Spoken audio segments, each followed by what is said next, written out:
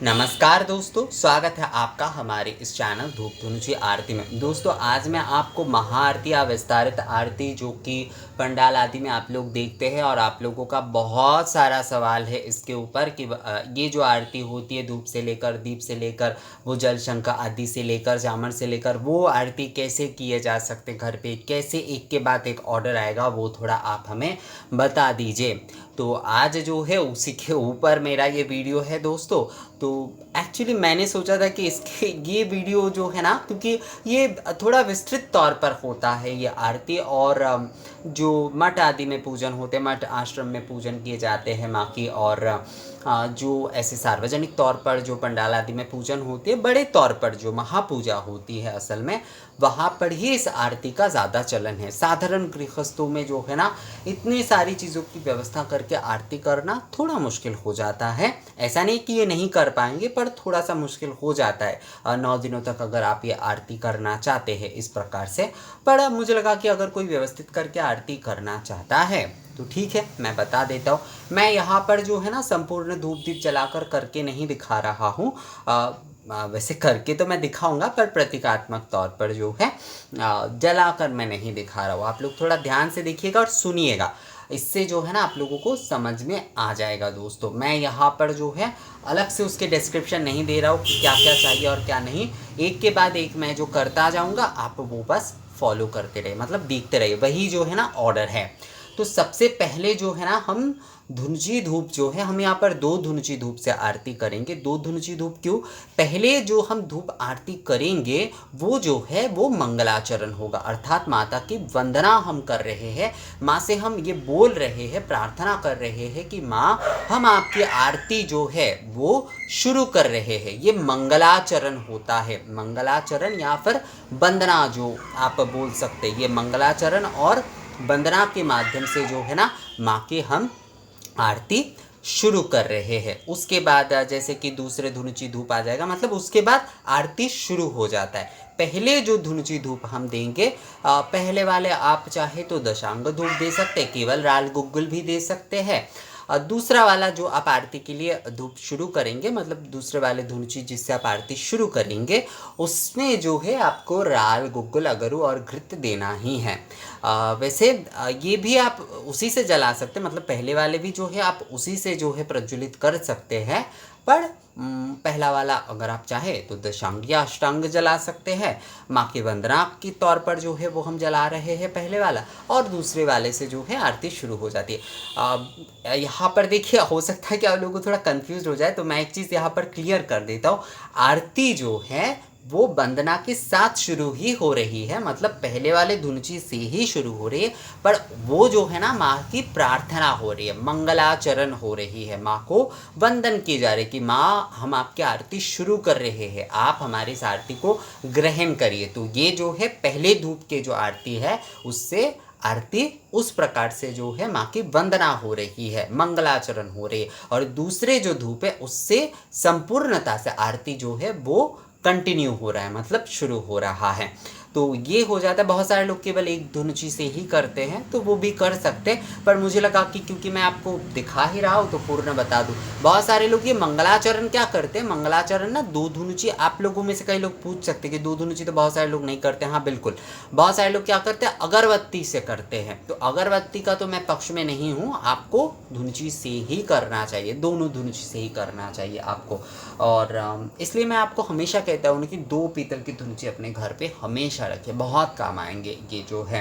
तो सर्वप्रथम जो है हम प्रथम जो धूप है ना, उसे आप निवेदन कर भी सकते संपूर्णता से, या फिर केवल जो है एष धूप श्री श्री भगवती, या फिर एष अरात्र का धूप श्री श्री भगवती दुर्गा दिव्य निवेदयामि, ये कहते हुए जो है वंदना हम करेंगे कि प्रथमं शैलपुत्रीति द्वितीयं ब्रह्मचारीणि तृतीयं चन्द्रघण्टेति कुष्माण्डेति चतुर्थकं पंचमं स्कन्दमातेति षष्ठं कात्यायनी तथा सप्तमं कालरात्रीति महागौरी च अष्टमं नवमं सिद्धिदात्री च नवदुर्गा प्रकीर्तिता। ये कहते हुए जो है हम माँ के वंदन करेंगे। उसके बाद आप जयंती मंगला काली आदि ये मंत्र भी पाठ कर सकते, जो मंत्र आपको अच्छा लगता है। कई लोग त्वं स्वाहा त्वं स्वधा ये भी पढ़ते हैं। तो ये जो भी हो, जितना हो सके, मतलब माँ नवदुर्गा का नाम लेकर शिष्य भगवती दुर्गा दिव्य नमः, शिष्य भगवती दुर्गा नमस्ते नमः कहते जो है माँ की मंगलाचरण करते हुए माँ की पहली हम धूप आरती जो है वो हम करेंगे। ये माँ के वंदना हो गई, माँ की मंगलाचरण। अब जो है हम हाथ धो लेंगे। इसके बाद जो है हम दूसरे जो धुन की धूप है उसे संपूर्णता से निवेदन करके, मैं निवेदन यहाँ पर नहीं दिखा रहा हूँ अलग से जो है, बेकार में वीडियो लंबा करने का कोई मतलब नहीं होता है। मैं डिस्क्रिप्शन में दे दूंगा और बहुत बार आप लोगों से कह भी चुका हूँ तो आप लोग जानते ही हैं और डिस्क्रिप्शन में दे ही दूंगा। तो ये दूसरे धुन की धूप से जो है वो हमारी आरती है। तो ये हमारी दूसरी धुन की धूप से जो है ये हम माँ की आरती करेंगे। इसके बाद जो है हम हस्त प्रक्षालन कर लेंगे। अब जो है हम दीपक से आरती करेंगे, दीपमाला से। दीपमाला भी बिल्कुल विधिवत तौर पर जो है निवेदन आदि करके आपको माँ की आरती करना है।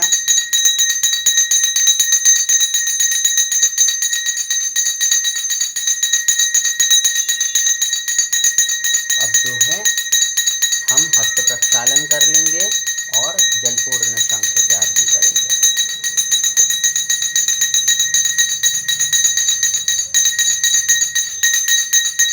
तीन बार जो है ना कलश के ऊपर या फिर जो ताम्र पात्र होते उसमें ये जो जलपूर्ण शंख की जल होते हैं वो देना चाहिए।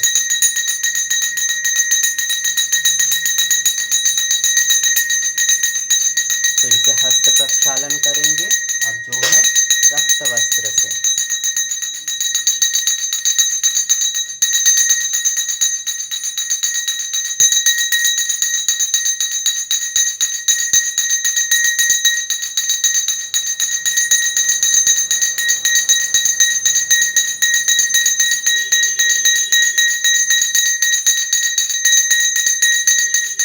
इसके बाद कमल के पुष्प से आरती होती है। कमल के पुष्प मेरे पास यहाँ पर नहीं है।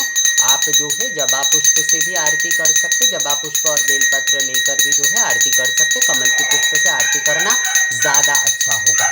ये कमल के पुष्प से आरती करने के बाद अब जो है हम दर्पण जो है, दर्पण से माँ की आरती करेंगे। ये जो है दर्पण है, दर्पण से जो है हम माँ की आरती करेंगे। ये दर्पण है दोस्तों।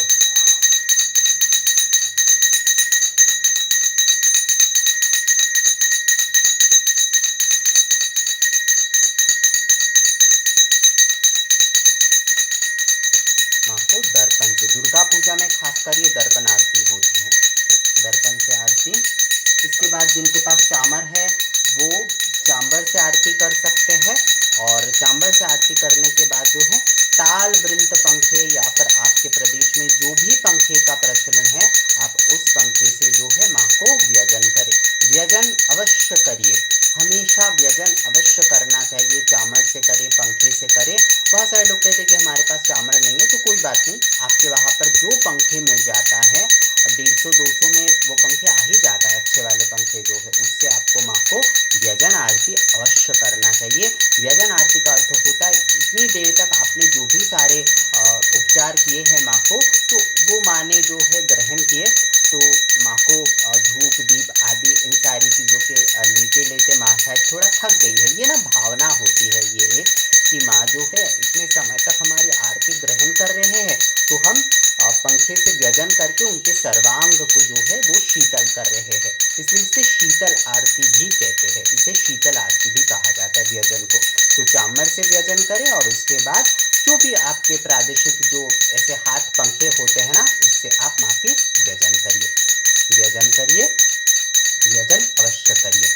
चामर नहीं है तो पंखे से कम व्यजन अवश्य करिए दोस्तों। तो माँ के व्यजन करने के बाद जो है आप शंख ध्वनि करिए। व्यजन करने के बाद शंख ध्वनि करते हुए जो है अब आप जो है माँ की साष्टांग प्रणिपात करिए। व्यजन के बाद शंख ध्वनि करें और उसके बाद साष्टांग प्रणिपात करें। और फिर जो है ओम सर्वमंगल मांगल्ये शिवे सर्वार्थ साधिके शरण्ये त्र्यंबके गौरी नारायणी नमस्तुते। सृष्टिरस्थिति विनाशानं शक्तिभूते सनातनि गुणाश्रये गुणोमये नारायणी नमस्तुते। शरणागत दीनार्थ परित्राण परायणे सर्वस्यार्ति हरे देवी नारायणी नमस्तुते। जय श्री दुर्गा माई की जय। जय श्री श्री भगवती दुर्गा माई की जय। जय श्री श्री भगवती दुर्गा माई की जय। जय माँ, जय माँ, जय माँ। ये कहते हुए जो है आपको आरती संपूर्ण करना चाहिए दोस्तों। तो ये हो जाता है माँ के जो विशेष आरती के बारे में आप लोग मुझसे पूछ रहे थे बहुत बार। कुछ तो मेल ही आया मुझे 5-7, तो वो यही है जो कि आपको कालीबाड़ी में जो दुर्गा पूजा होती है वहाँ पर बहुत सारे लोग जो लोग बाहर रहते हैं वो शायद कालीबाड़ी में उनके आसपास की जो कालीबाड़ी है वहीं पर दुर्गा पूजा देखते, तो वहीं पर ये सारी विधि आदि देखते हैं, तो वही सारे सवाल जो है ना ज़्यादातर मिलते हैं।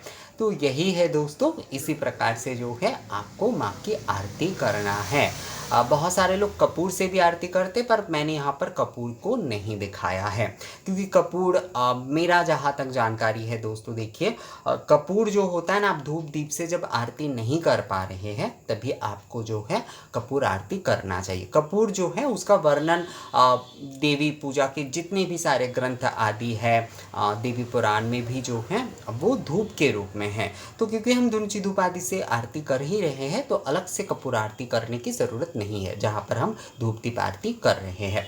तो ये वीडियो आप लोगों को कैसा लगा मुझे कमेंट्स करके ज़रूर बताइएगा। और अगर इस वीडियो को देखकर आप लोगों का कोई सवाल है या फिर कोई कन्फ्यूजन आदि है तो आप लोग मुझे कमेंट्स के ज़रिए या मेल के माध्यम से भी जो है पूछ सकते हैं दोस्तों। तो मिलेंगे आपसे अगली वीडियो में नई जानकारी के साथ, तब तक के लिए नमस्कार।